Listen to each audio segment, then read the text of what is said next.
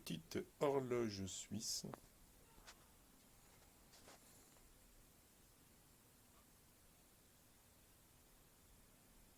Je suis à peu près à une rotation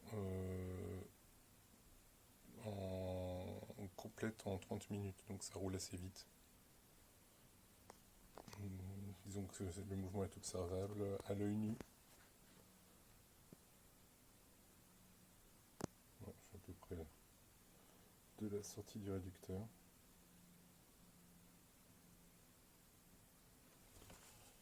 Je suis pas sur trépied, forcément, c'est pas facile.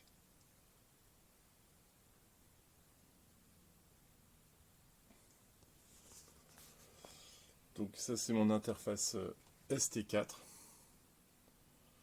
où je peux dire d'aller un peu de ralentir le mouvement jusqu'à l'inverser. On va l'inverser pour que ça parte de l'autre côté.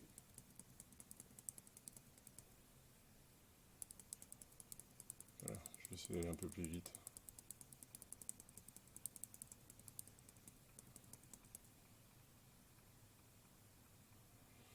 Donc là on est sur un truc qui est régulé, sur une pente de... Il y a un incrément qui est contrôlé, on accélère, on décélère si on est au-dessus ou en dessous de la position qu'on est censé tenir. C'est-à-dire que si je bloque le moteur, un petit moment, c'est assez costaud quand même. Si je lâche d'un coup, il va accélérer. Hop, et il s'est mis à la position. Il a rattrapé le temps perdu. C'est le principe de la rétroaction. Bref, voilà, on a compris.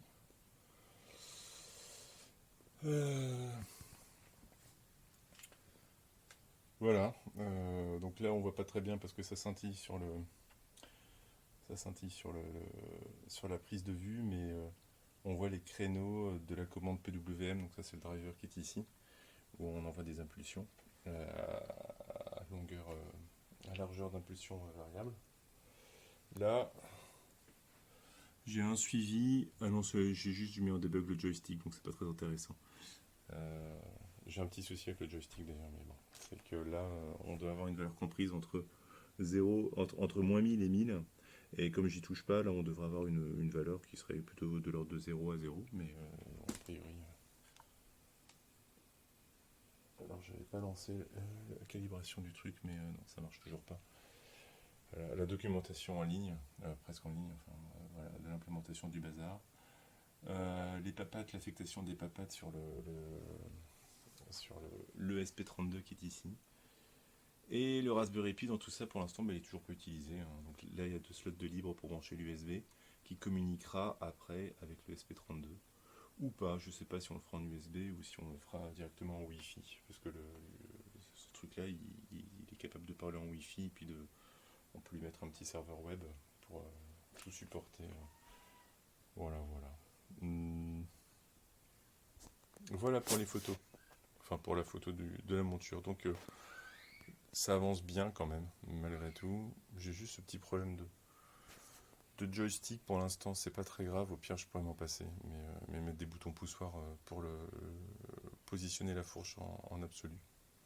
Dans sa position initiale, je veux dire.